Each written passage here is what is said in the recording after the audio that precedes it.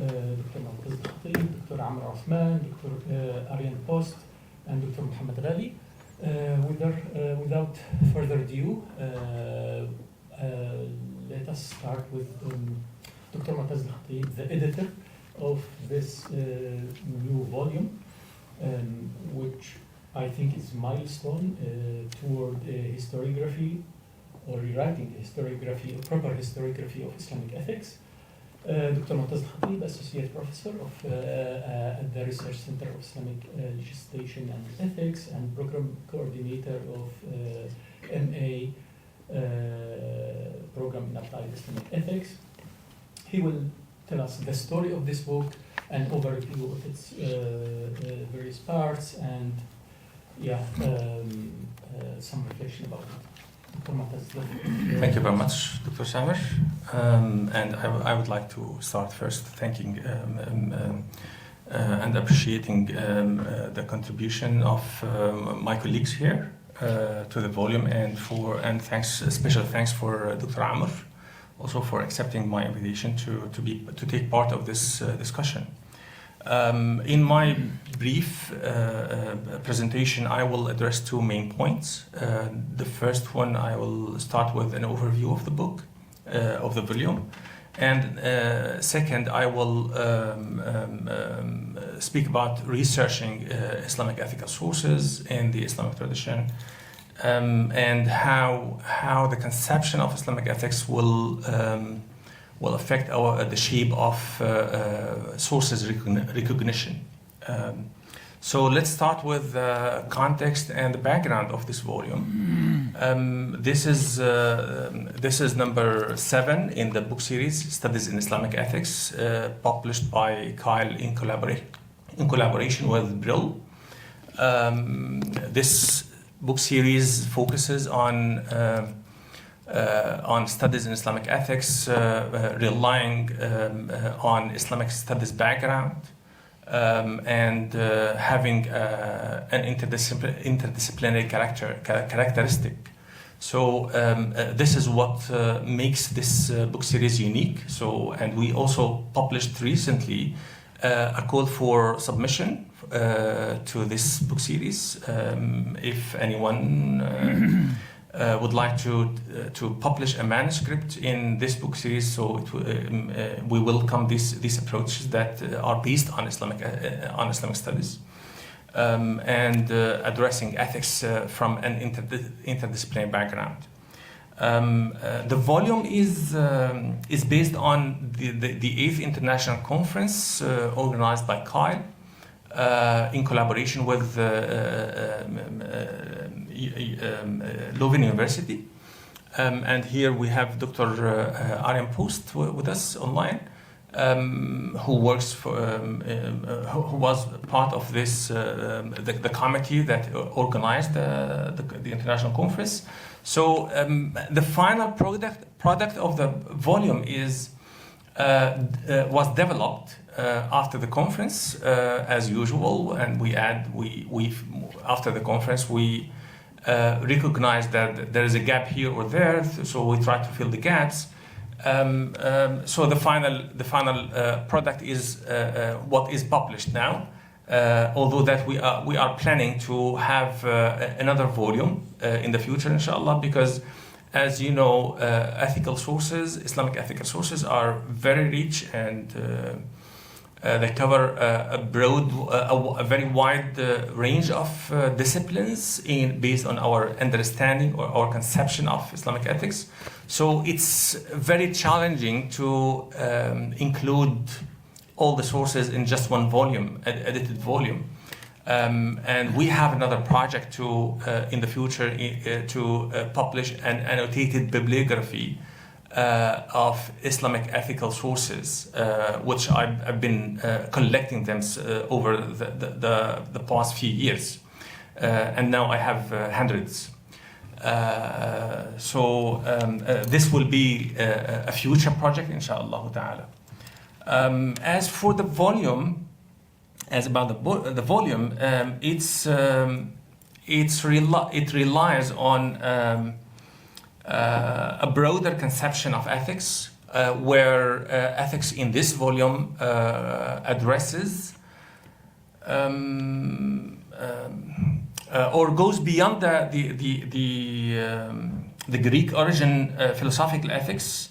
It encompasses both agent and actions, combining deontic ethics and virtue ethics. So usually the classical conception of ethics in the Greek sense, it focuses on virtues and vices, the soul, its powers, and how to balance these powers, etc. So in this volume, we combine both deontic ethics and virtue ethics. So we address or we get involved in the discussions integrated or inherited in the classical sources, addressing both the actions and the character. So we go beyond the narrow conception of ethics was offered through the classical and the Greek conception of ethics.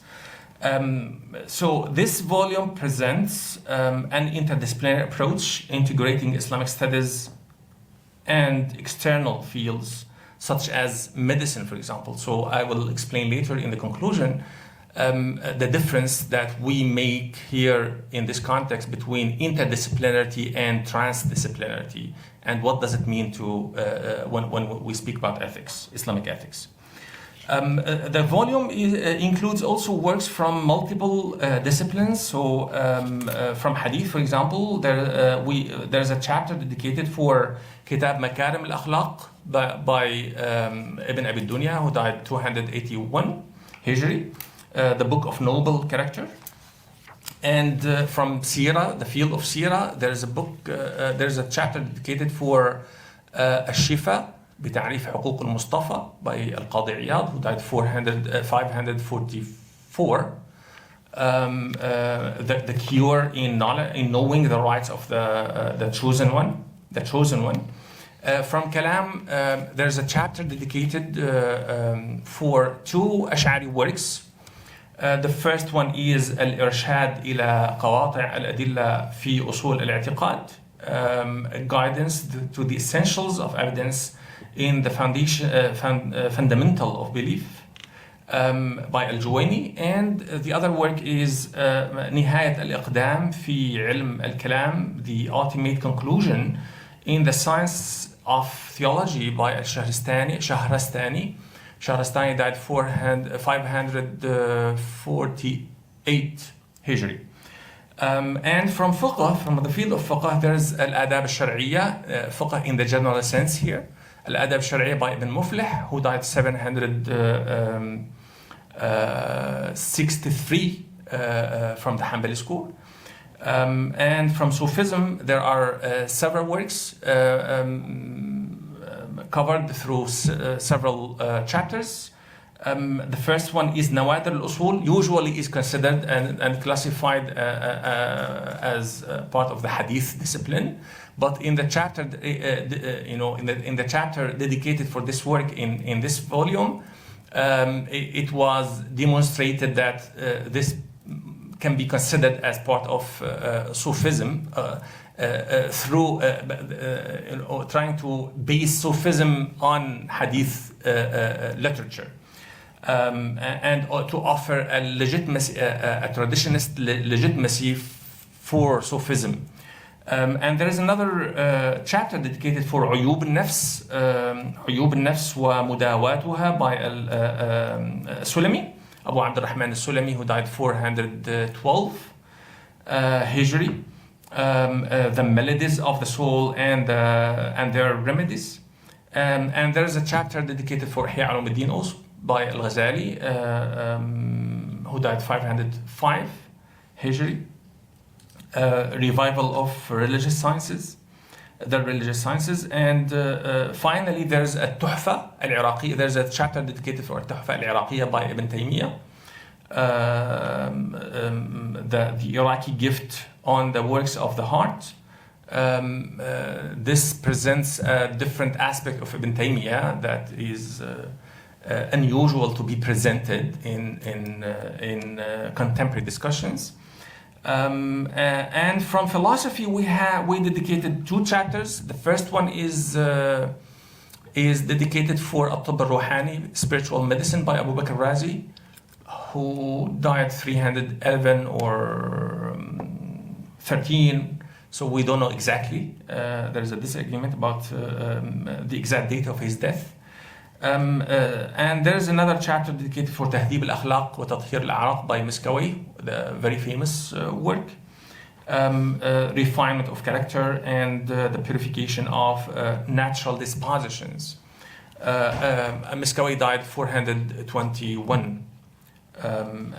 Finally, we have a chapter dedicated for Adab al-Tabib. Dr. Ghali is going to talk about this chapter later. Adab al-Tabib by al-Ruhawi, Abu Ishaq al-Ruhawi, Ethics of the Physician. And one of the chapters that I wrote in this edited volume is dedicated for 3 works of Al-Izz ibn Abd Salam, Izz-ad-Din ibn Abd Salam, where I demonstrated that Al-Izz ibn Abd Salam is providing an interdisciplinary approach to ethics in the sense that we work on and we understand nowadays through these 3 works. شجرة المعارف والأحوال وصالح الأقوال والأعمال. The first one is شجرة المعارف والأحوال.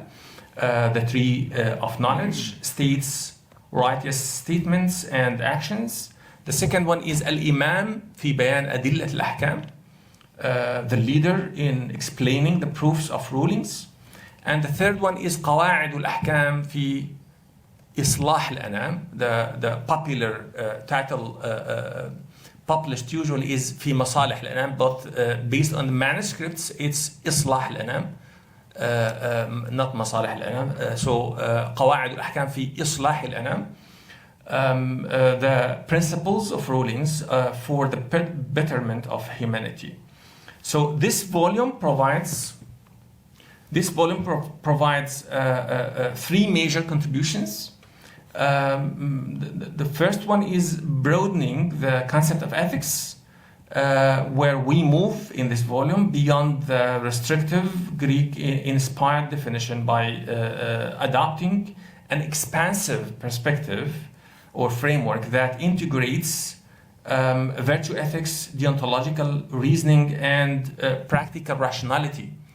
In this volume, we go beyond the philosophical rationality, where we demonstrate that there are several modes of rationality that are not just, so rationality is not limited or restricted only to the Greek style of rationality, or philosophical style in the technical sense of philosophy here. And the second major contribution is that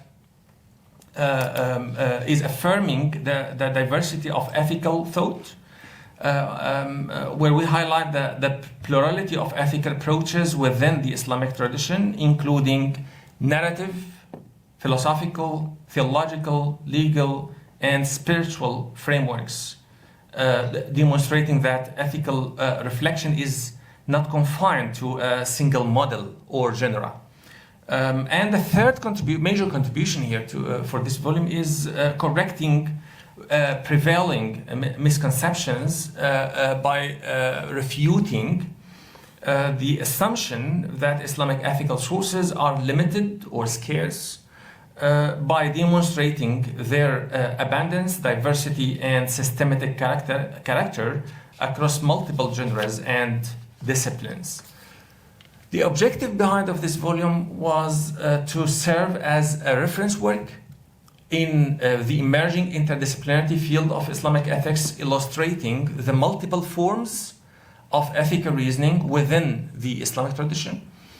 We have, in this volume, we have selected a representative sample that demonstrates the practical rationality in the Islamic tradition extends beyond the Greek philosophical framework.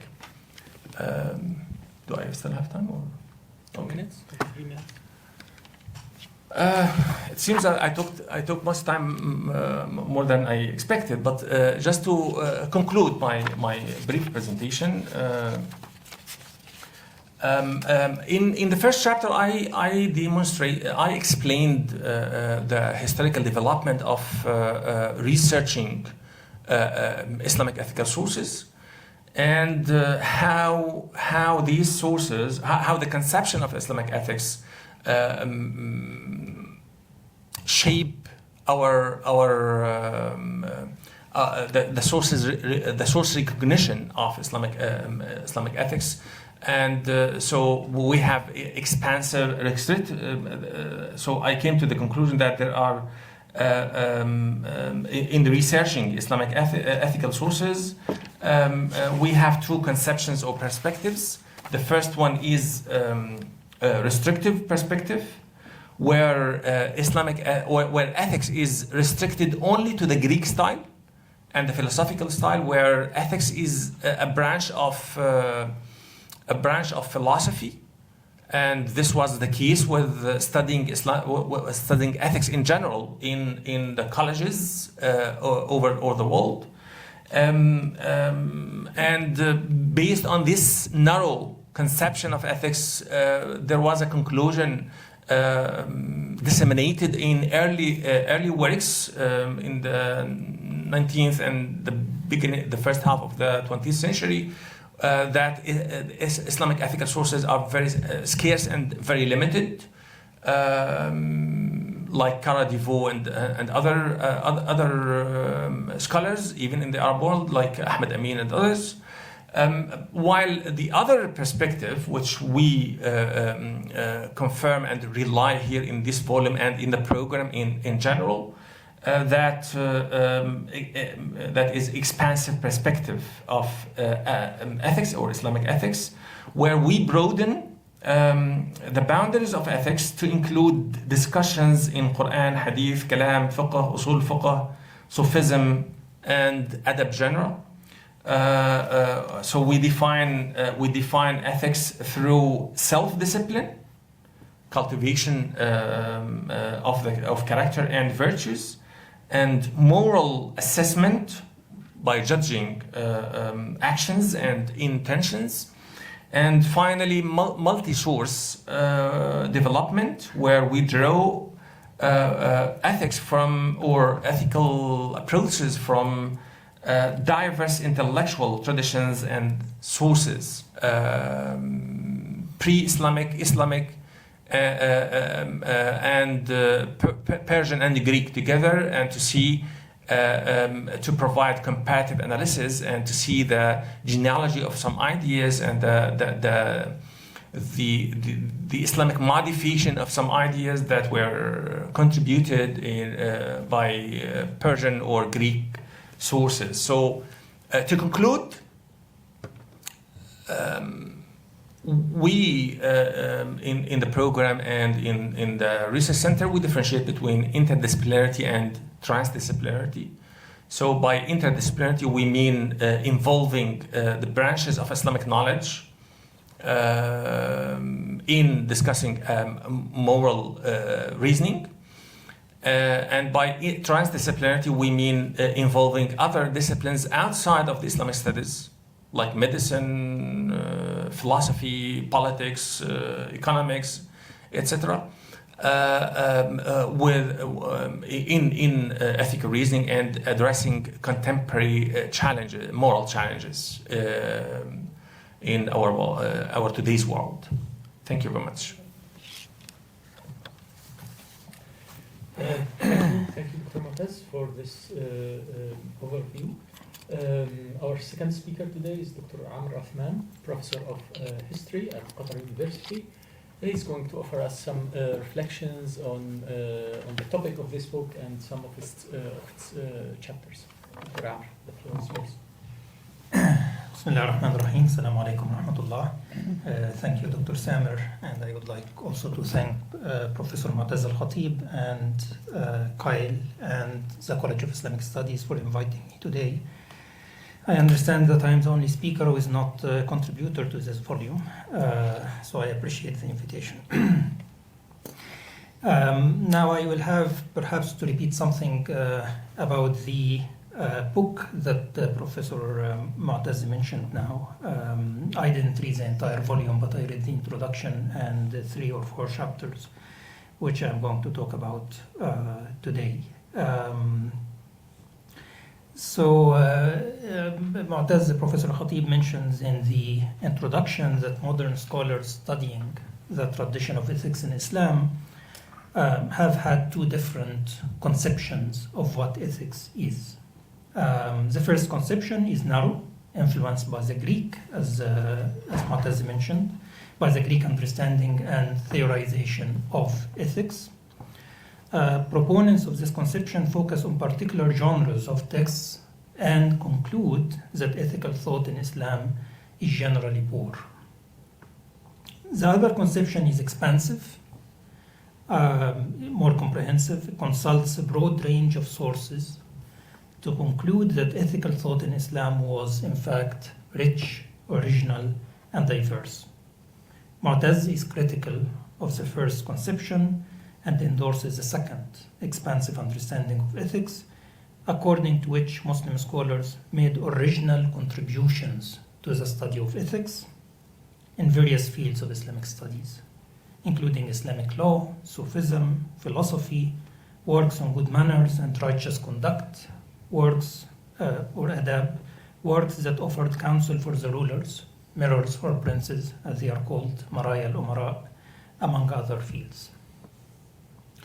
This is obviously a powerful argument. I had some comments about things that I wish I saw in the introduction, and I was very happy. In fact, Mutaz mentioned that in the introduction and in one of the chapters that he wrote, which I'm going to talk about, that there's going to be another volume, and he repeated that now. So this makes me feel good. So perhaps what I'm going to say now could be taken into consideration in the second volume, inshallah. So I wish, the introduction said something more about Greek philosophy and the narrow definition of ethics, or they didn't think that it was narrow, but the Greek definition of ethics. Yes, Mutaz does mention deontic ethics and other things about the Greek ethics, but perhaps for somebody who doesn't have a very solid background on ethics, a discussion in 2 or 3 pages of what the Greek definition of ethics is would be useful. Because that, in fact, the Greek understanding of ethics or conception of ethics was used, as Mutaz points out, by many modern scholars as a reference point to deny the richness of the ethical tradition and ethical thought in Islamic civilization. It would also perhaps be useful to focus more on the major themes of whatever we call the ethical tradition in Islam, and less on how modern scholars have attempted to locate that tradition in specific texts or disciplines of the religious and non-religious knowledge. This would include a discussion of the meaning of ethics that is adapted in this volume, and the extent to which the different primary sources presented by the contributors relate to that tradition. This is needed because Mutaz acknowledges, and this is very nice, that there is a need to preserve the identity of ethics. So perhaps we need to know more about the identity of Islamic ethics, which Mutaz does begin to do in chapter 11, as I said, and I will go on to talk about that more, but perhaps in the introduction a more elaboration on that would also be appreciated. Now, I feel that this debate on the scope of ethics is actually a debate on the very definition of ethics. In the sense that if we accept the Greek-specific definition of ethics, we would naturally judge other ethical traditions according to it. Here, and methodologically speaking, we would need to examine the extent to which Muslim scholars have developed original ideas within the parameters of this particular definition of ethics, which is the Greek definition of ethics. And basically, the modern scholars that Mutaz is critical of adopted this Greek definition of ethics, which we regard as a narrow definition of ethics, unnecessarily perhaps narrow, and then they conclude, and this is very logical, that Muslims did not offer something original to it. But if we rejected this definition of ethics, the Greek definition of ethics, step outside the parameters of the scope and focus of ethics as understood by the Greek, and provide our own expansive and more comprehensive definition of ethics, the originality that we can actually demonstrate lies in this particular act of putting forward a different definition of ethics. This is the originality, that we have a different definition of ethics. In other words, we say, or we argue, that rather than adopting the narrow Greek definition of ethics, Muslim scholars put forward a more comprehensive conception that can be described as multidisciplinary, as Mutaz shows in chapter, or argues in chapter 11. So here the Greek definition of ethics is not a reference anymore for those who offer a different conception of ethics. What does this mean? It means that those who remain faithful to the Greek definition of ethics can still argue that Islamic thought did not have significant contribution to ethics as they define it. But we say that the Islamic contribution to ethics is original and rich because we have a different and more expansive definition of ethics. So the disagreement here is, as I said, about the definition and scope of ethics. But perhaps what is lacking is to demonstrate that those Muslim scholars whose writings we use to study the history of ethics in Islam, belonging to different fields, as Mutaz points out, philosophy, Sufism, Kalam, theology, Adab, Maraya al-Umara, and so on, that these Muslim scholars were aware that what they wrote belonged to the field of ethics, however they understood it, rather than anything else. I will have something to say about this in the end. And of course, we need to keep in mind that broadening the scope of ethics, especially in a religious context, is likely to involve theological issues that some ethicists, many of them are secular, would simply discredit as irrelevant to the domain of ethics, which in their view should be universal and unrestricted by religious dogma. Now I move on to chapter 3, Professor Muhammad Ghali on Adab al-Tabib. I'm going to be brief because he's going to talk about it.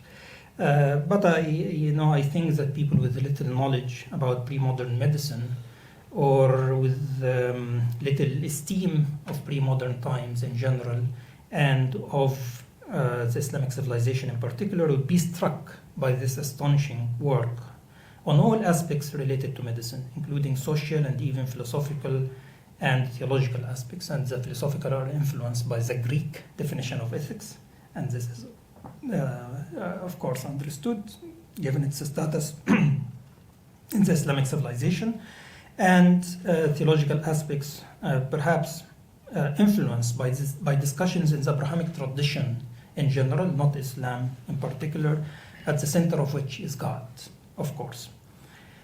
Not only does the book talk about different treatments and drugs, but it also discusses protocols of treatment, eligibility to practice the noble profession of medicine, rules of practice, methods and requirements of hygiene, physician accountability, but also how physicians should treat their parents, how patients should trust, respect, and follow the instructions of their doctors, and even how visitors should deal with the patients when they visit them. Very interesting. In other words, the book deals with ethics, self-care, instructions, and precautions, and this is basically the meaning of the all-inclusive term adab in the title.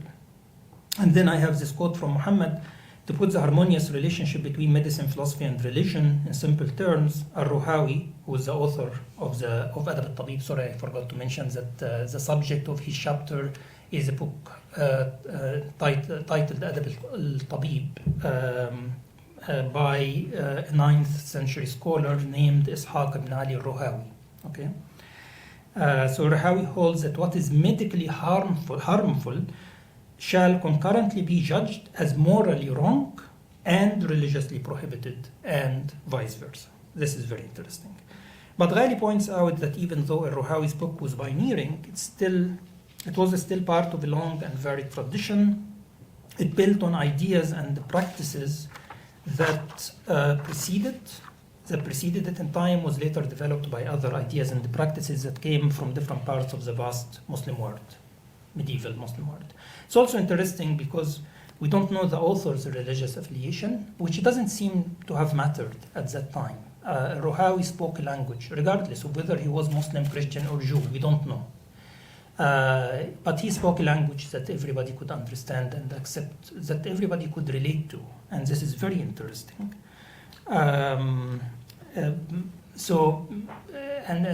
Basically it tells us that he wrote within the scope of this Islamic civilization, which was influenced by many cultures, but still had certain things that we may call pillars of this civilization, which again was built upon a foundation of the Abrahamic tradition, as I mentioned before. So he might have been a Jew or a Christian, but he still, what he wrote was also accepted and celebrated and welcomed by Muslims because he didn't say anything that contradicted Islam. Now, chapter 13, in chapter 13 we move 500 years after Ruhawi. This is written by Uwaymir Anjum of Amir Anjum, and the subject of the chapter is a book called Al-Adab al-Shar'iyya by Ibn Muflih. طبعا Ibn Muflih was a Hanbali scholar, a 14th century Hanbali scholar, died 763, 1362. And the book is on good conduct, manners or etiquette, as Uwaymir translates Al-Adab al-Shar'iyya. And here, and unlike al-Ruhawi, Ibn Muflih relies almost exclusively on Quranic verses and prophetic traditions and limits the use of reason.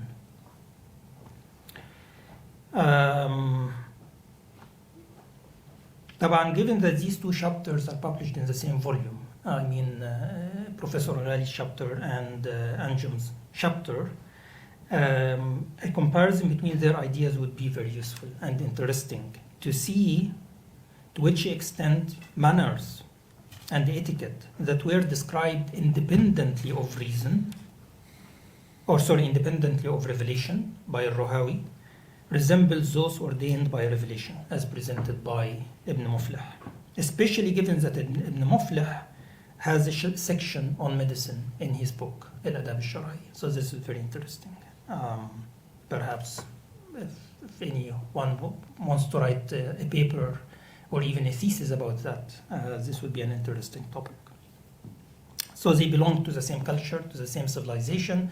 One relies only on religious texts and the other relies on reason, right? So to what extent were they similar or different?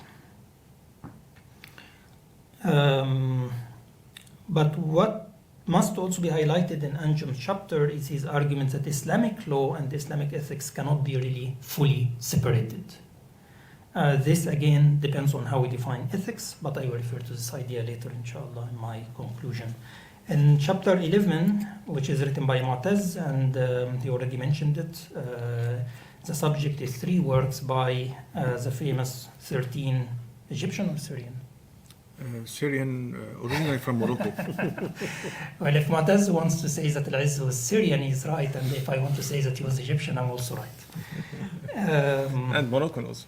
It's a modern debate. Okay. Now, Mutaz offers a view of Islamic ethics as a multidisciplinary subject that combines both jurisprudence and Sufism. Jurisprudence deals with the outward, the rituals, whereas Sufism deals with the inward, the true belief in God that entails acting according to the manners of the Quran in order to consolidate one's spiritual connection with God. طبعا this is a loaded idea. It means much more than the mere performance of rituals, right? Sufism, in other words, deals with the heart and it aims to much more than obedience to God.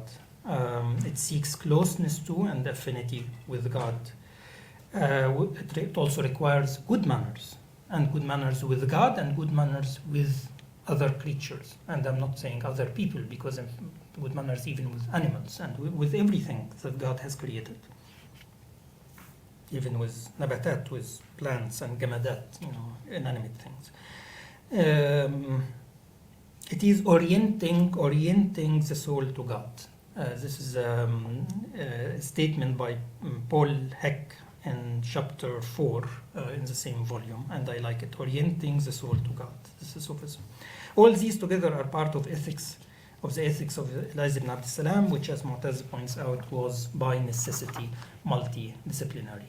We also see a discussion of the relationship between ethics and Sufism in other chapters, such as chapter 4, Ethics of Certainty, which I mentioned now, on Ibn Abi Dunya, who died in the late 3rd, 9th century, who can easily be classified as a Sufi, but whom the author presents as an ethicist, who differed in some significant aspects from the Sufis of his time. So he didn't focus mainly on the reception of mystical disclosure or kashf, which is a primary goal of Sufis, but rather relies on piety and good conduct. Focuses on piety and good conduct, which were exemplified by some great figures from the Muslim generations preceding him, the pious and righteous ancestors, or Salaf Salih. These role model people possessed and practiced certain virtues that distinguished them, including truthfulness, modesty, kindness to parents, friends, neighbors, and the poor, and focused on the afterlife, the hereafter, or the eternal life. Here, ethics is not discussed solely in abstract terms, but its actual practical aspects are highlighted, and this is also very interesting. This chapter on Elijah ibn Abd Salam by Mutaz is written in Arabic. I'm very happy to see that. It goes without saying, of course, that Arabic is the single most important language for any scholar seeking to study Islam seriously, which it doesn't say, or doesn't mean, of course, that other languages are not important. If you study certain geographical areas or certain historical times, of course, you might need Persian, Ottoman, Turkish, and other languages as well, but Arabic remains a language of Islam. There is no denying of that. So I look forward, in fact, to seeing it established as a language of the secondary sources, and I'm very happy that the Journal of Islamic Ethics, which Professor Ghali edits, accepts publication submissions in both English and Arabic. It's used primarily by scholars of Islamic studies, modern scholars, as a language of primary sources, so they only need to know how to read it. But to use it to write as well, I think is laudable. Now, I wish I had more time to read other chapters. I look forward to reading them as soon as I can, but I guess what we gather from this book is that being ethical in Islam might simply mean being a good Muslim. A good Muslim must be ethical, in other words. And what we see here are views in this volume, are views by different Muslim scholars representing various religious disciplines and trends, geographical areas, and historical eras, highlighting certain aspects of the human psyche, conduct, belief, attitude towards God and others, etc., to elaborate on what it takes to be a good Muslim, an ethical person. Thank you very much. Thank you very much, Dr. Amr. I don't think that defining a good Muslim or ethical Muslim is an easy stuff. I mean, Sure. It's a complex Yes, enterprise because there's no simple Muslim, right? So Tabib has various dilemmas and stuff. So without further ado, Dr. Aryan Post, are you with us? Yes, definitely. I'm here. Okay, great. Do you have a presentation? No, I can just elaborate for maybe like 10 minutes on my chapter. Okay, good. So with us now is Dr. Aryan Post, a professor in Arabic and Islamic Studies at the University of Leuven. He's going to tell us about his chapter about the book of Al-Tuhfa al-Iraqiyya of Ibn Taymiyyah. Dr. Aryan, the floor is yours. Thank you very much.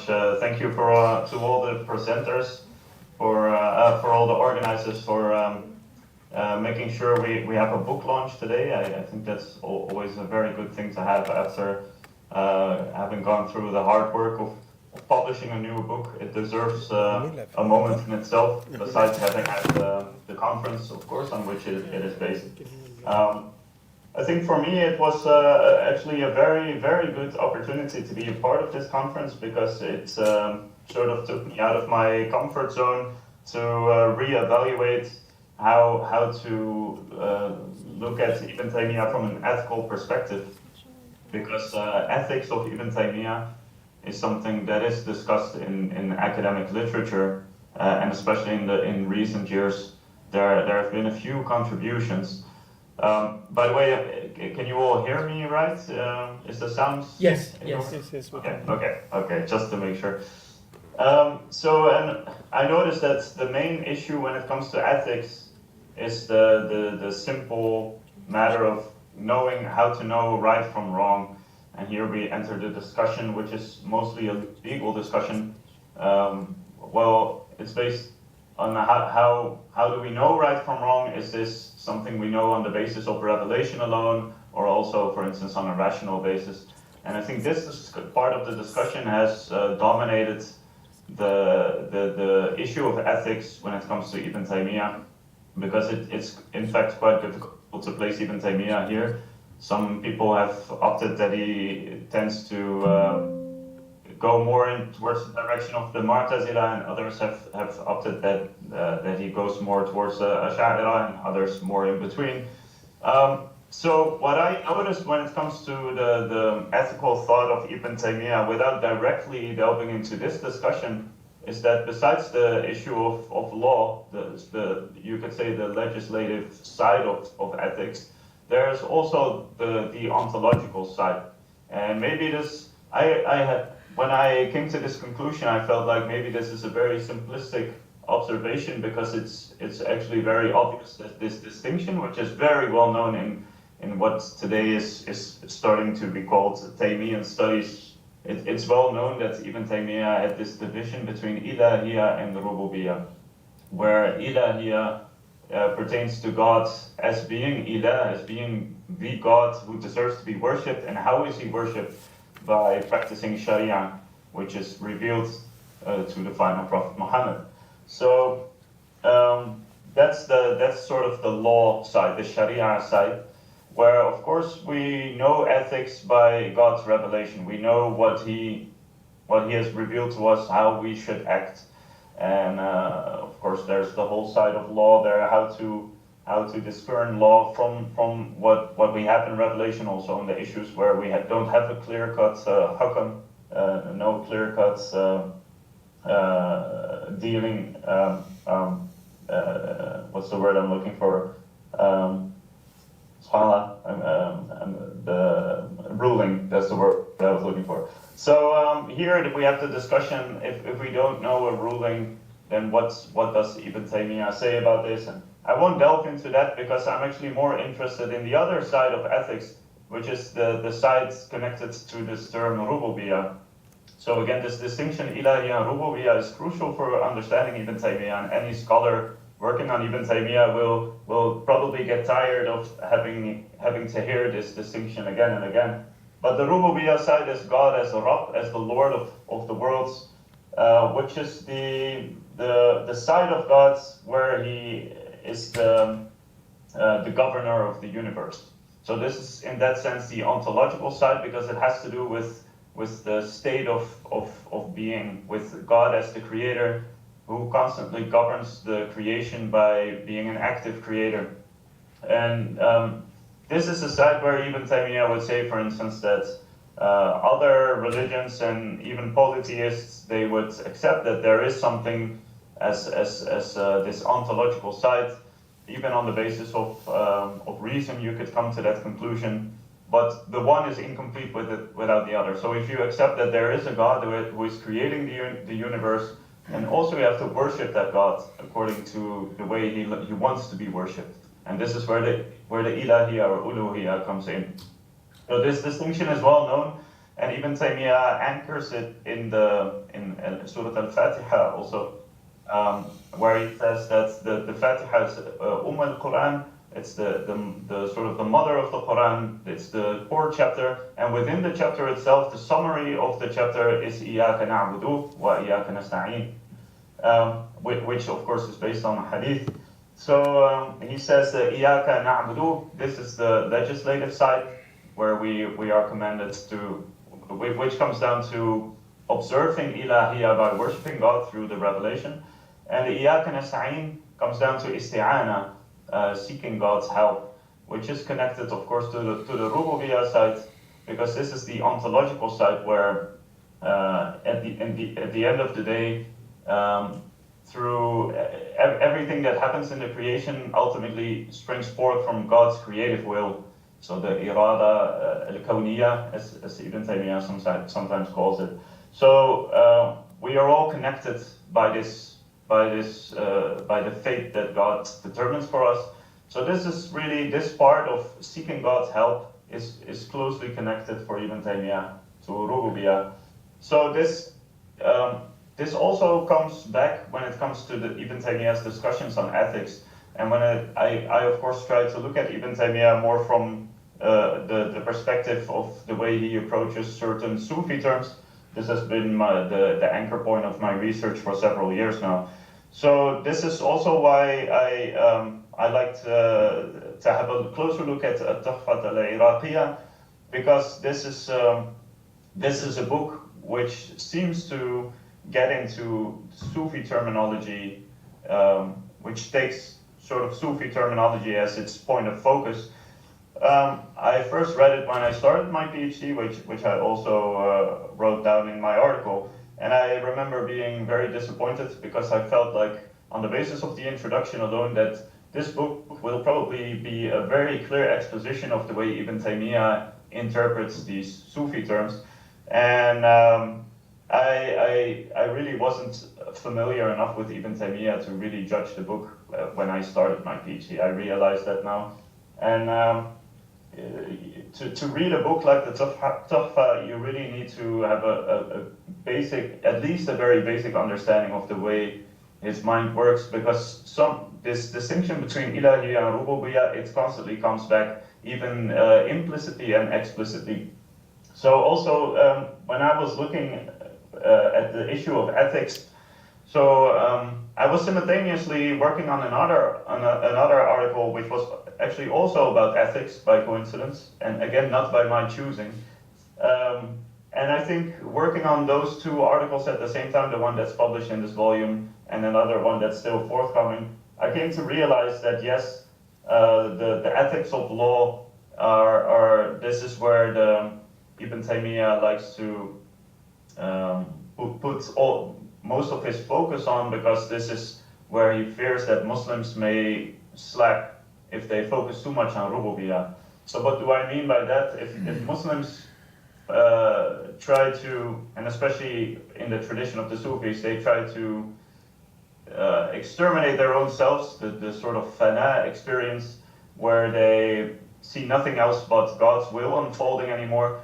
The Ibn Taymiyyah's fear was that this could lead to a sort of passive position as a worshipper.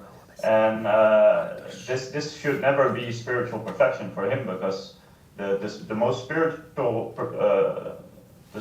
spiritually accomplished person should also be the one who practices the law to its utmost degree.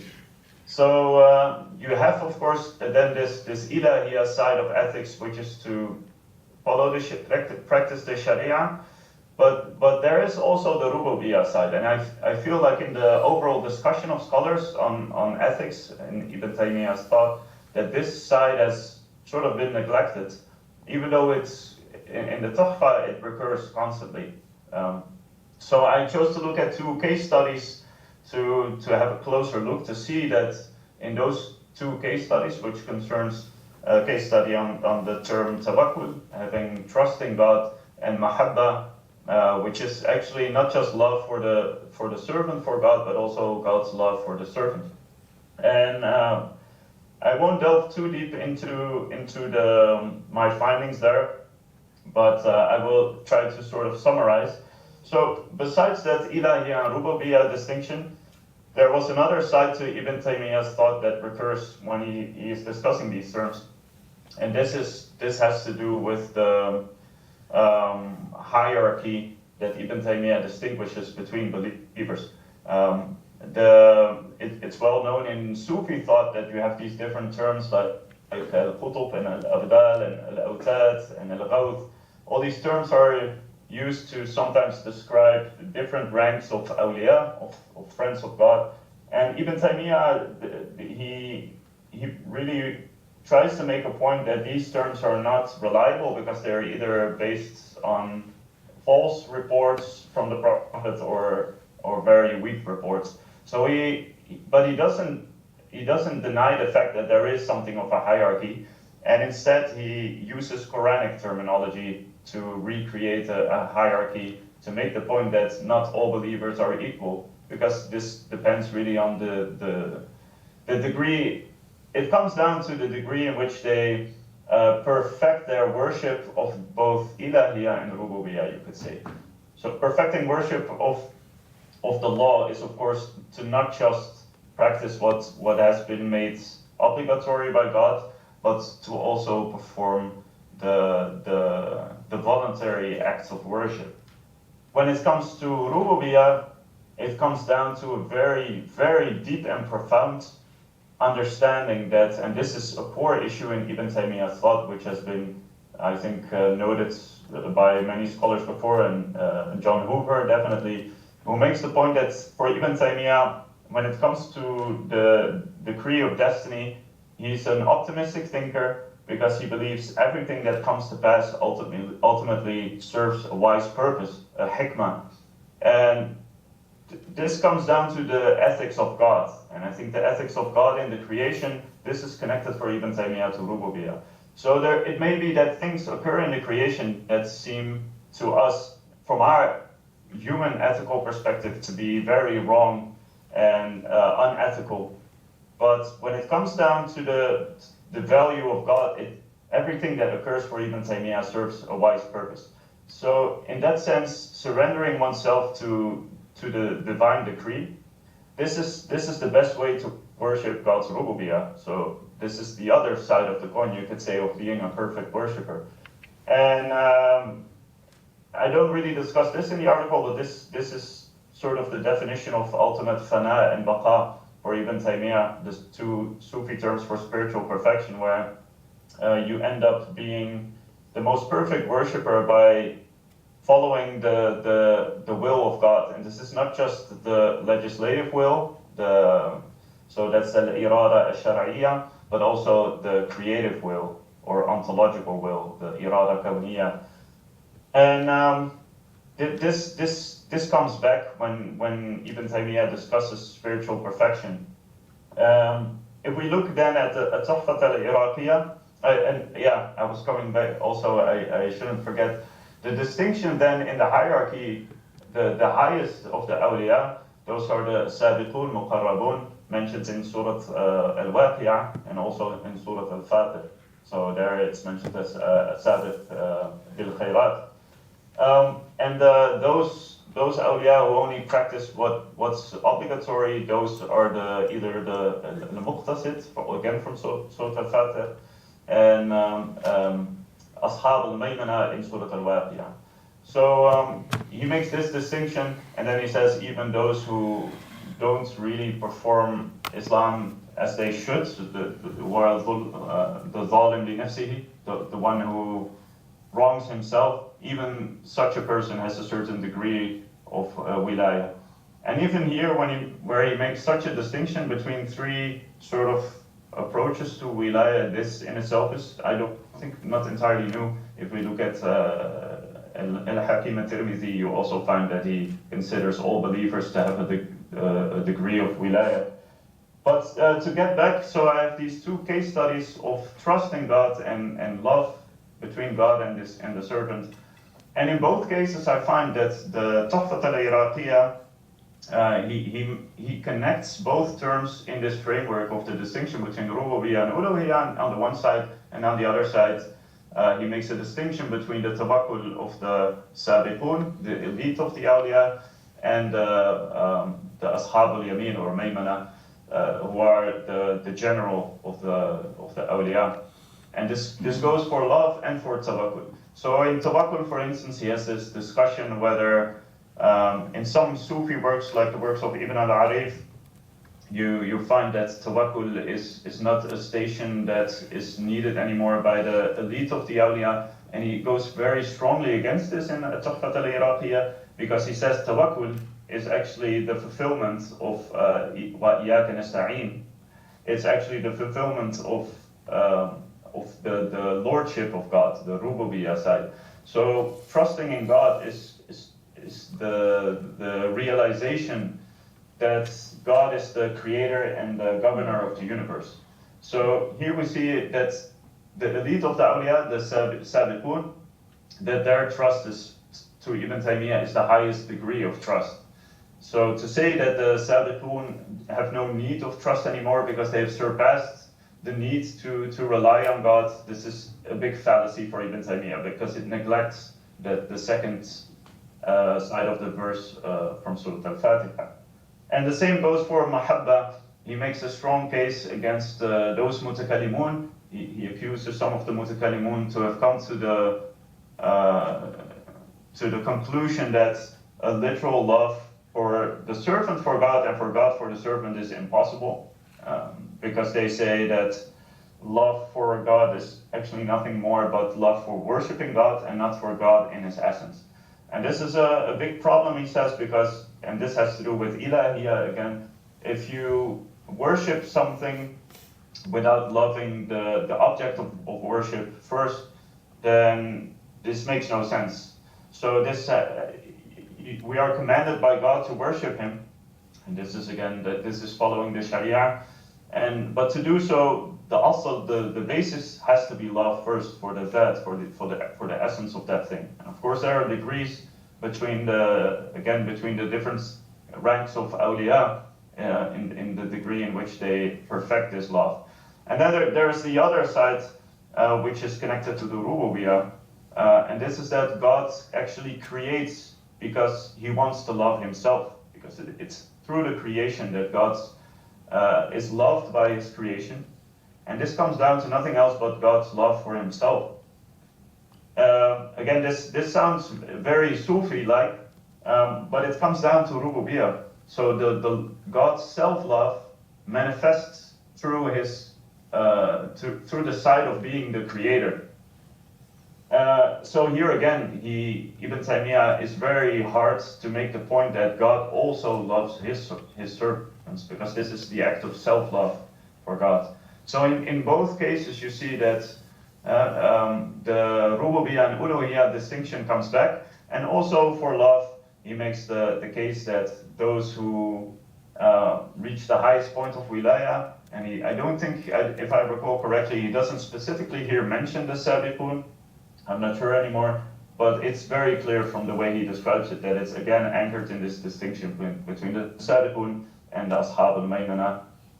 And he states that those who have fully come to a point where they feel that even if something occurs in the creation that seems to be a very bad situation for them, then even then they realize this is God's hikmah actually. And those good things spring forth from God's benevolence, but those bad things that seem to happen from our ethical perspective are actually from God's wisdom.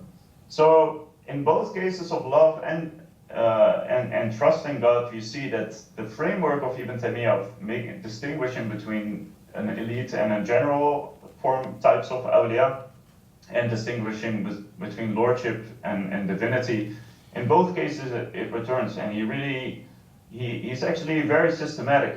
It comes back constantly, even when he doesn't explicitly say it. If you understand the framework, you can read it into it, and it's there actually. And this is what I tried to do in the chapter. I don't know if I succeeded in all cases, but I tried to show that A, Ibn Taymiyyah is very systematic, and B, that the ethics for Ibn Taymiyyah are not just an issue of abiding by law, but also coming to terms with the fact that the decree, whatever is decreed by God, is the manifestation of the ethics of Rububiyyah. So I guess that summarizes my article. I hope I didn't take too long. Thank you very much, Dr. Aryan, for the very interesting presentation.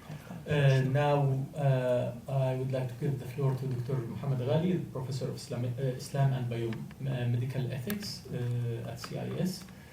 He's going to talk about his chapter about Rahawi or Ar-Ruhawi, Adab al-Tabib. So, Dr. Muhammad, the floor is yours. Assalamu alaikum wa rahmatullahi wa barakatuh. Very happy to be with you here today for celebrating one of the new publications of the CILE's book series, and to be part of this interesting project. Do I have to use the phone? Up to you. Am I allowed? You Am are I free. allowed? You are allowed. Okay. Okay. I prepared the PowerPoint. I hope it will be helpful. So I'll speak about the chapter that I wrote to this. So.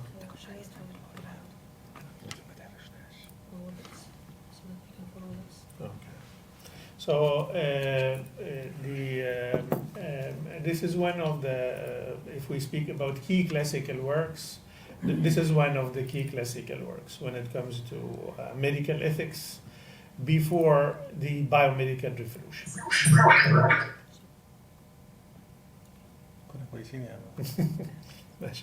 Okay.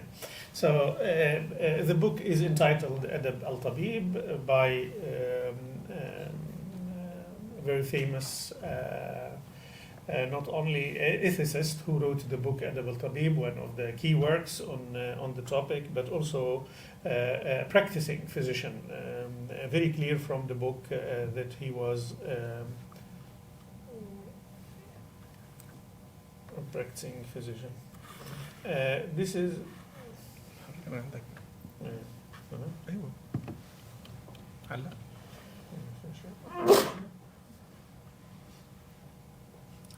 So technically you are not allowed. okay. So Morally you are allowed. this? Okay, sorry. So this is broadly speaking the outline that I will speak about. I'll say something about the author and then the book and then its relevance to our modern time, and this is how the chapter has also been structured.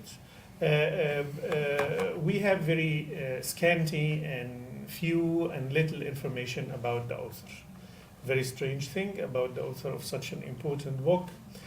We know from his name, Ar-Ruhawi, that he is from Roha, the city where he's, it seems, born, raised. At least he worked or spent a good deal of his time. And this is a city with history. So it has Greek history, Syriac, and now it is part of southeastern Turkey. He is from the lived. We don't know exactly when he was born, when he died exactly, but it's roughly speaking based on the dates that he mentioned in the book, internal evidence that he lived from, roughly speaking, the end of the third, fourth century, or the 9th, 10th century, with our modern dates. As I said, we have very scarce biographical information. The main author, Ibn Abi Usaybi'a, in his work, he referred to 7 books that he wrote. He mentioned that he was expert in Galen's work, Greek in general, but more particularly Galen. and he wrote Adab al-Tabib, and he quoted Adab al-Tabib more than once. Sorry, he was mentioned 7 times, not that he wrote 7 books. He was mentioned 7 times in Ibn Abi Usayda's work, عيون الأنباء في طبقات الأطباء. In my chapter, I based myself more on the book itself. This was my main source, because biographical information or biographical works hardly provided any information with significance to the analysis of my chapter. So I depended a lot on what Ar-Ruhawi wrote himself, because Ar-Ruhawi, in the book, he was not only collecting information written by the early authors, whether they were the Greek or his contemporaries. He engaged with the contemporaries like Ibn Hunayn and others. He also engaged with Al-Razi, Al-Kindi. He referred to these authorities. But he also spoke about his own practice and what he experienced in dealing with patients, and what his contemporaries experienced with the patients, and so on. So you have a very vivid history of practiced medicine and the ethical challenges and the dilemmas that he himself and his colleagues experienced. One of the main things, I hope I'll be able, I'll have some time to go back to this, the religious evaluation. What is the religion of the author? We have all possible options, supported by different historians, early and modern historians. When he was a Jew, when he was a Christian, a third option, he was a Muslim. And options that he was a Jew converted to Islam, or a Christian converted to Islam. All these options are there and mentioned. In the book itself, it doesn't seem any issue. He doesn't speak about his religious affiliation. He doesn't discuss this issue. He's not keen to present himself as a Muslim or a Jew or a Christian. But the controversy became a big controversy in the modern time, because he has been discovered as a pioneer in medical ethics. Who is this pioneer? To whom he belongs? So the Muslims want to say he belongs to us, and the Jews want to say he belongs to us, and the Christians want to say he belongs to us, and so on. So we have all these issues. But what is important for us is that the book is expressing what we call the zeitgeist, the spirit of the time. And the spirit of the time is that the practicing physician was a religious one. Was not a secular physician, was not an atheist physician, but a good physician was a religious physician. Someone who believes in God, who believes in divinity, who believes in religious scriptures, who believes in a perfect God, who believes in prophets, who believes in epistemology of knowledge that is not restricted to experimentation and checks and balances with empirical reality, but also believes that knowledge can come from the divine, can come from God. And there should be no contradiction between these different sources of knowledge, because the author of all these different sources of knowledge is one, that is God. And for him, not only the religious background, but the oneness of God, wahdaniyah, was very important. That's why it is quite unlikely that he was Christian. Some people say he's Christian. Quite unlikely, unless he has something about Unitarian Christians or something like this. But anyhow, he speaks that body has laws, and the body works according to norms, and these norms are consistent. And once we discover them, we can have the trust that it will work consistently later on. So for instance, there is a poison. Once we give the poison to the body, it's very likely that the person will die. We don't have to experiment this with millions of people. Once we do this and we see the result, then we know that it's going to work. Why is this the case? Because the one who created the body is only one. So we don't have two gods or three gods or no God whatsoever, and things are working haphazardly. So for him, oneness of God was so important for the trustworthiness of medicine, because what the physician is doing is trying to discover the artwork, the genius work of God. And this God is one, does not change his mind every now and then. So once we discover these laws, and that's why he spoke about Ibn Hunayn, and he said Ibn Hunayn himself, who was a Christian, he wrote a book about the oneness of God, and he wrote about the oneness of God, not because of theological issues, but because of medical issues.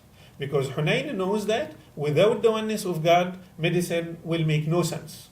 So medicine will make only sense when we have a religion leading to oneness of God, and there is a scripture telling us about what's good and what's bad in us. And when he speaks about the noble physician, al-Tabib al-Fadil, the first characteristics are theological characteristics. What kind of theological convictions that the physician should develop in order to be a good one. And one of them is belief in one God. So that the whole work of medicine can be trusted and so on. As I mentioned, the debate or controversy about the religious affiliation of Ruhawi was already when the book was a manuscript, and the people are moving the position of the manuscript from one to the other. So here, I don't think it is so clear, but I hope you believe me. What is written is that here is that it is a book written by تصنيف إسحاق ibn Ali al-Yahudi al-Khaybari al-Ruhawi. So one is writing that he was a Yahud and his origin is from Khaybar in Medina. And you see another person came and he deleted al-Khaybari al-Yahudi to say that what the one mentioned is wrong. So people who are taking over the manuscripts, they had this debate. What is the religious affiliation of the author? So one thought al-Khaybari al-Yahudi, the other one said only Ruhawi, was not Khaybari, was not Yahudi. And speaking about the book, this is the first page of the book, and this is the table of contents of the book. The book has been translated into English in the 1960s by Levy. The book was written by Ruhawi. As I said, he was a practicing physician, and he wrote a book because he was not satisfied with the profession, the medical profession. The medical profession, according to him, it has a great potential in the Islamic civilization, but there are many things going wrong in this medical profession. And things are going wrong not only because of technical and professional issues, but because of ethical concerns. He mentioned, for instance, a number or a group of al-ahdath, young physicians, who think that once they have studied the books of the Greek, they don't need religion, they don't need scripture, they don't need to believe in God even. And he said these people are very dangerous for the profession, for the practice, and for the reputation among the people, for the trust from the patients, and so on. He spoke about unethical practices. He spoke about physicians who would treat only the rich and not the poor people, who would do it only for money. We will come to this in a minute. So he had a reform project. He had a project to reform the medical profession, and the medical profession cannot be reformed only by professional, technical, scientific medical issues, but at the heart of the reform project, it should be an ethical project or an ethical reform. About the physician himself, he spoke about his moral character. Then he spoke about the clinical encounter between the physician and the patient. He spoke about the qualifying examination. He called it imtihan or mihnat al-tabib, that not anyone can practice physician, but there must be centralized, recognized qualifying exam for these physicians shortly after his death. And that's why people could date the work of him. The Islamic civilization had this and standardized qualifying examination because someone died in Baghdad, and then the Caliph made this whole qualifying examination and became a very standard issue. And at the time of Rahawi, this was not the case. Some of the things in the book can be look very modern and very normal in our modern time. So he spoke, for instance, about the patient file, so that in order to review the medical liability of the physician if someone died or if the health condition deteriorated, and the patient himself or the family wanted to say to the person, to the physician, you are liable for what happened. How can we judge this? He said by having a patient file. Once the physician starts visiting the patient, he should have a record. And in this record, he would say the first visit, I found these symptoms, I discussed with the patient, with the family, and these were the results, and this is what I prescribed. And then he keeps this. And the second time, second visit, he records. And the third, he records, and so on. And if anything goes wrong, then we go back to the record, and then we can see, which is something now very much standardized. The book was used, and the book was used by physicians. Even in the manuscript, some of the writings on the manuscript, we see people giving their notes, like in one of the notes would say, أحد أطباء دار الشفاء. So there was a waqf for Dar al-Shifa, I think, in the Ottoman period. And one of the physicians read it, and he said, نظر واستفاد من هذه الآداب X and Y and Z. This was examined or read or reviewed by this and that physician, and he benefited from it. In the modern time, the attention to the book became phenomenal. Martin Levy translated the book into English, which is not a perfect translation, I would say, but it's good if someone doesn't know Arabic very well and he wants an accessible version in English. Yeah, okay, it can be good. But if you want to do academic research about the book, you have to read the original Arabic. This is some of the work of David Levy. In 1992, the book was published in Arabic. So the publication of the manuscript in an edited volume came later after the translation of David Levy. It was printed twice in the same year. In 1992, and then the works continued, all these English articles about this also in Arabic, some books written, and this chapter in the volume is just one of these continuing attention to the book. Finally, one of the main lessons, if we speak about the lessons coming from the book, that medical ethics was religious ethics. I spoke about the religious identity in the beginning, and was he Christian, Jewish, or Muslim. What is important is that he was religious. So surely he was not atheist, and he was not agnostic.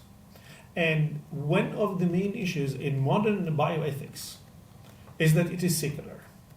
It has taken a distance from religion in the 1970s and 80s because of the secularization and over-secularization in Western societies where bioethics started to thrive.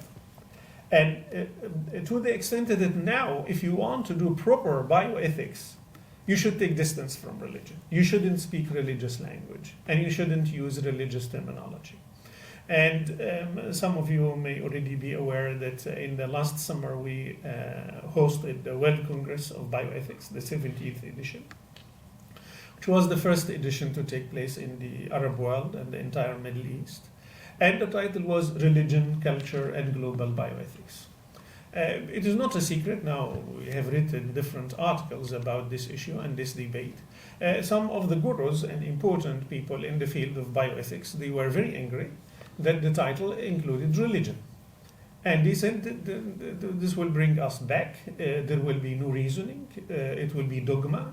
It's just you have to listen to what Gus says. There is no moral philosophy. There is no debate whatsoever. The issue will be closed. God says and full stop, and so on. So we reached the point that speaking about religion is a problem. And there are big, important bioethics journals. The editorial board published an editorial saying that, I think it was 2019, that contributions coming from outside the West, when they speak about religion, we will not consider them, because we don't want to publish things about religious bioethics. Although the focus of the journal is about the bioethics in developing countries. So they want the Middle East, they want Asia and Africa also not to do that. So what I want to say, and what I mentioned in the chapter, is that we have a very clear example that religious bioethics can be universal, and speaks about universal morality. Al-Ruhawi is writing the book not for the Muslim physicians, not for the Jewish or for the Christian physicians. He's writing it for physicians practicing in the Islamic civilization. People who are working in this universe and trying to treat the people. Their patients are not necessarily Muslims, they are not necessarily Christians or even believers, not necessarily, but they can serve all these people with the theological background he had. And according to him, the theological framework is so necessary in order to make the field of medicine itself trustworthy. That there are underlying laws that we can trust. Why we can trust these laws and they are not haphazard? Because a wise God created them. He's not changing his mind every now and then. So this was one of the important things. Of course, the book has also some references which we now find as outdated, more or less, like the paternalistic. The patient has to listen to the physician and whatever the physician says. Now we speak about autonomy, and the physician should listen more to the patient, although he was not that strong in this regard to my mind. The non-paternalistic tone was very clear in the fiqh books. But the adab works written by physicians, they were very much pushing into patients should listen to us. But fuqaha would say no, the patient should have much more authority because he is the one who will be held accountable before God, not the physician. We had this discussion in Islamic scholarship. And also, one of the strange things, he supported very much that the profession will be inherited. So in order to be a good physician, your father should be a physician and your grandfather. So those who inherit the profession through a lineage are much better and will perform much better than other physicians who just suddenly... Maybe because he wasn't from Egypt. No, he was from Rome. He was not from Egypt. No, he was not. Something modern, not in the 9th century. So that's what I wanted to say. Thank you very much for listening. Thanks for having me. Thank you very much, Dr. Ali, for the very interesting presentation. So now we have less than 20 minutes for discussion, Q&A. So please, who would like to start?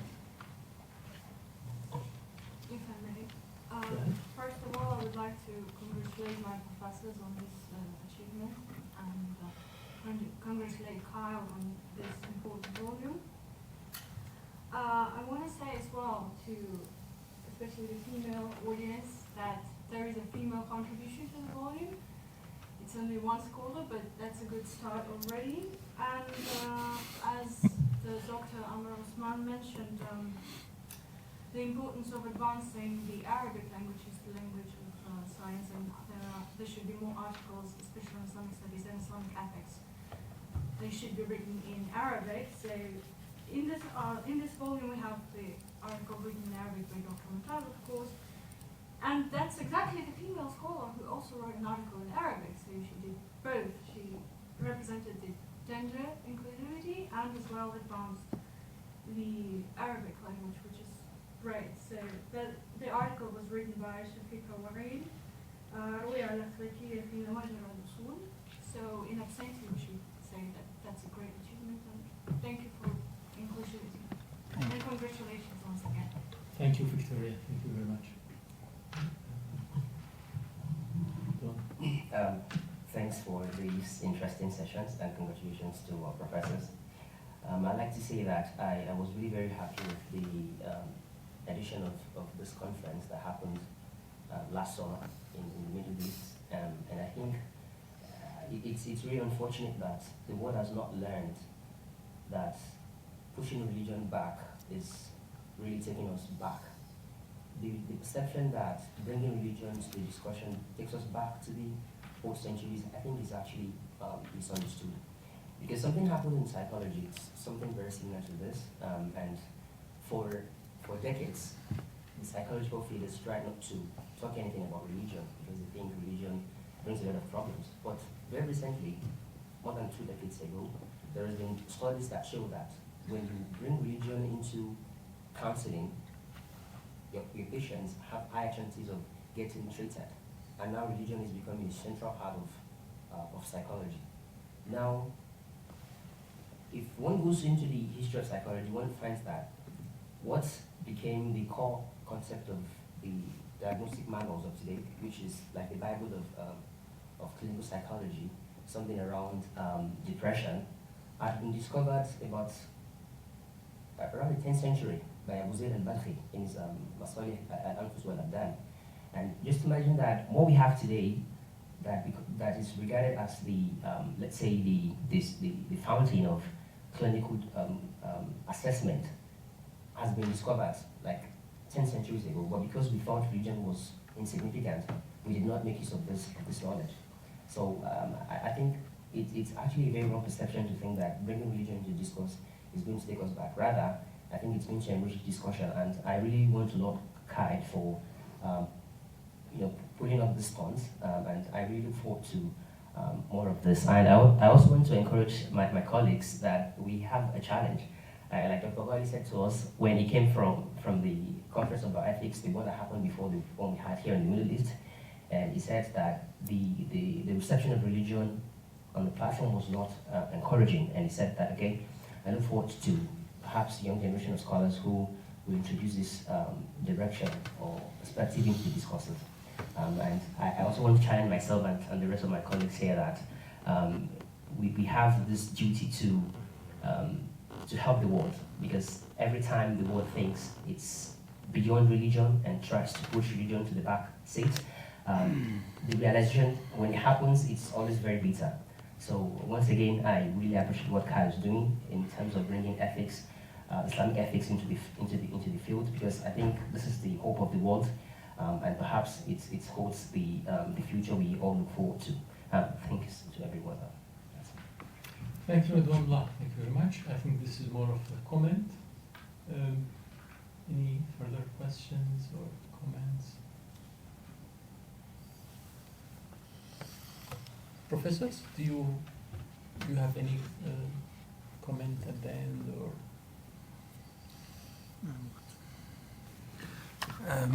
Just in terms of the female contributors, the contribution is the product of an agreement between two parties. So we invited several female contributors, but unfortunately we came to the conclusion that we had at the end just one contributor.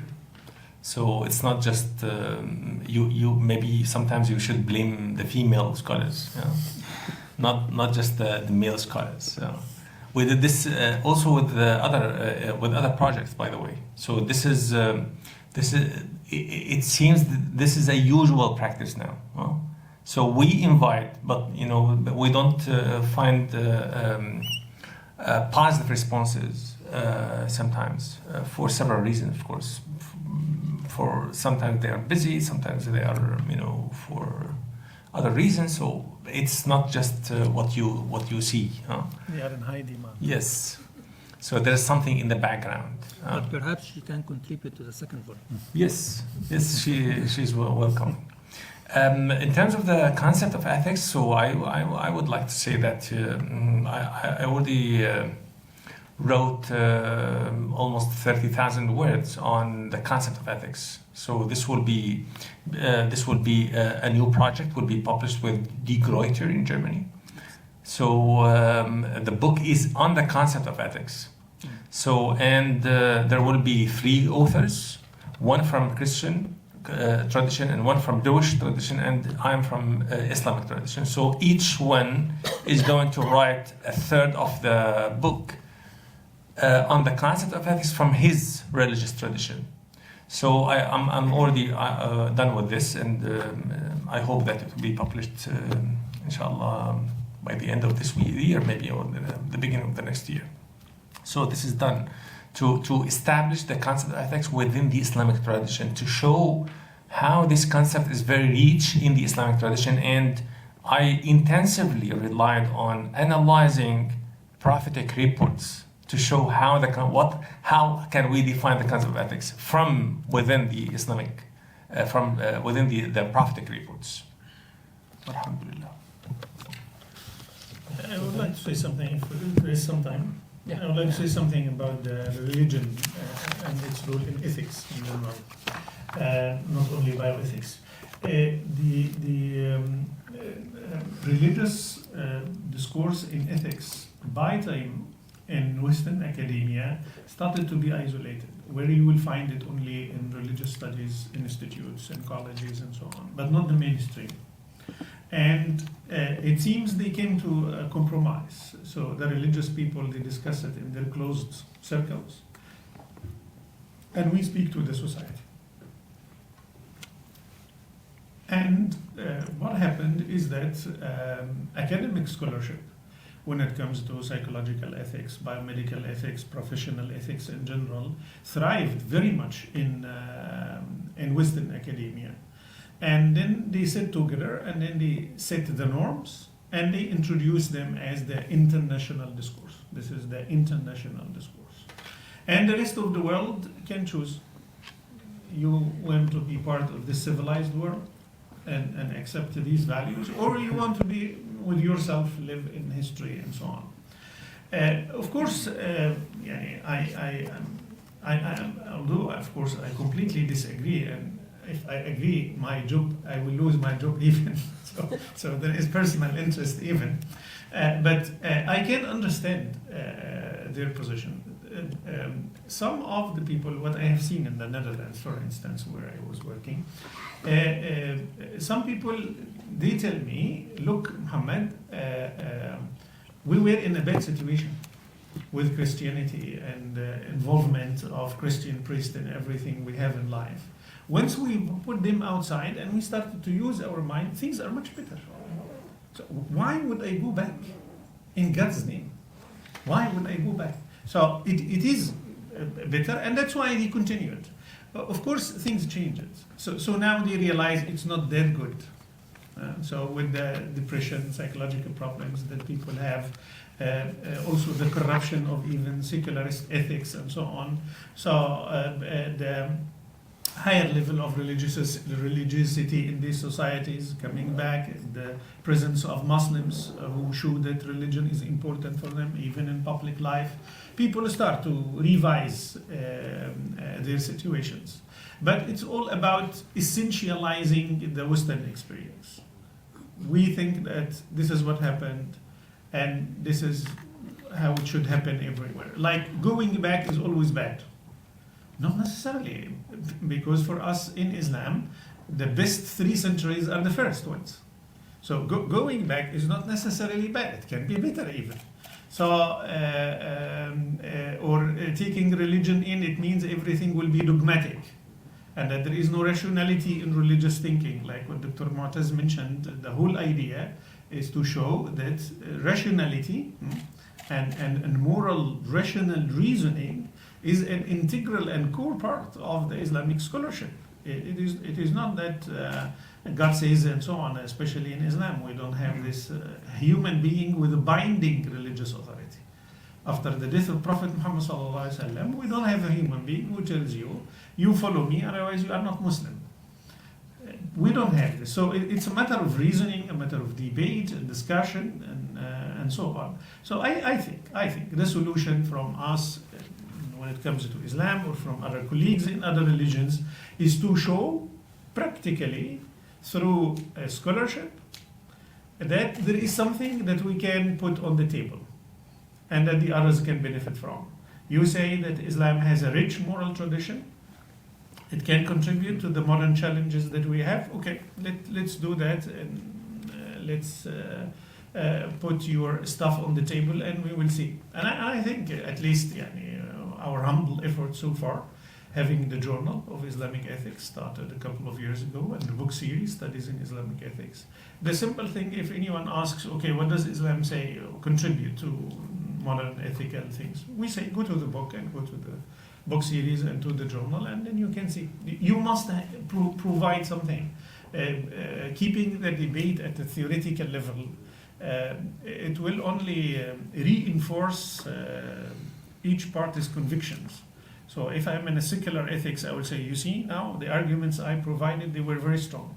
And I am in religious studies, I would say, look, you see now, the arguments I provided are very strong. So there should be something concrete, and people should provide what they can. And I think, as someone who has studied Islamic studies, there is great potential, no discussion. I'm aware of the secular discourse, at least when it comes to bioethics, and more recently also about AI ethics. No, the Islamic tradition can provide something amazing, magnificent, that can at least enrich the ongoing discussions. Allahu A'lam. Thank you. Thank you, Dr. Ali. I have a last question. If there's no other... okay, so please go ahead. Yes, first of all, congratulations on the publication. Secondly, I have a question for Dr. Ghali. So recently we had the mental health workshop here in the university, and like many people from GCC countries attended, and there was a discussion about establishing a kind of code of ethics for kind of psychologists, like mental health practitioners in the Gulf.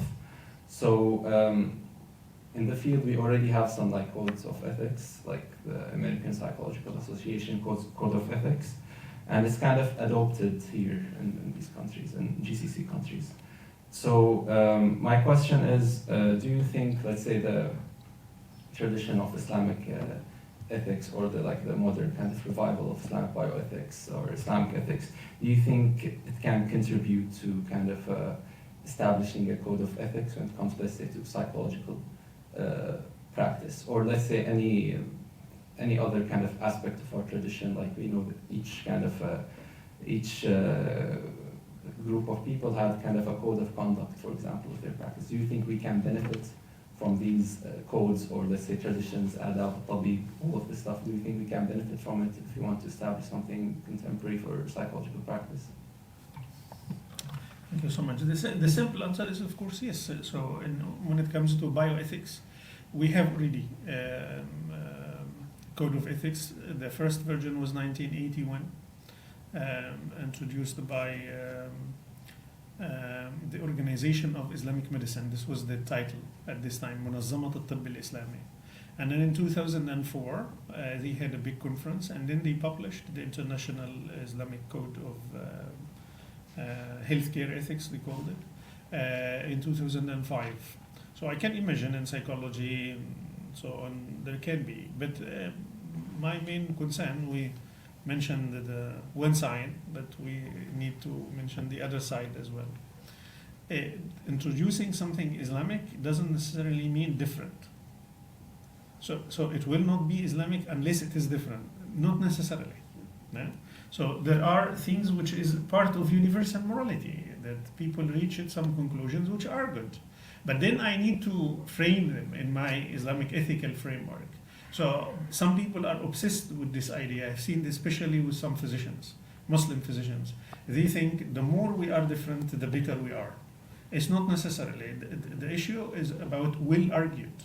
You have to be rooted in your tradition. You know when you say this is okay, this is not okay, this is acceptable, this is not acceptable. And this cannot be done with without very rigorous research.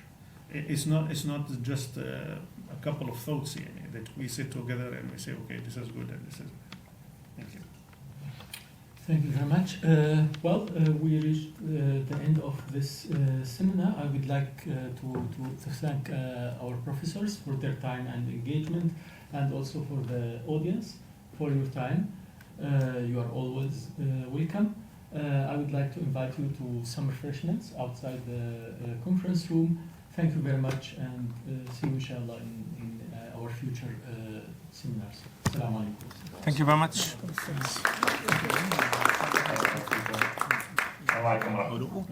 Thank you, Professor Ali. Assalamu alaikum. Just for the incoming activities, we have the seminar convened by Dr. Mutaz al-Khatib about armed conflict ethics. When will it be exactly? September? In November. November? Yeah. In November. 16 to 18 November. Yeah, so there is now a call for submission. If any of you is interested, or you know someone who would be interested, we have this advertised on the website. We are also taking care. It's a university conference. It's not a center's conference. It's a university conference on EI ethics by HBKU. They entrusted us with leading the organization, which will be about on 28 and 29 September. So you are also more than welcome in these activities, and more activities will come, inshallah. Thank you so much.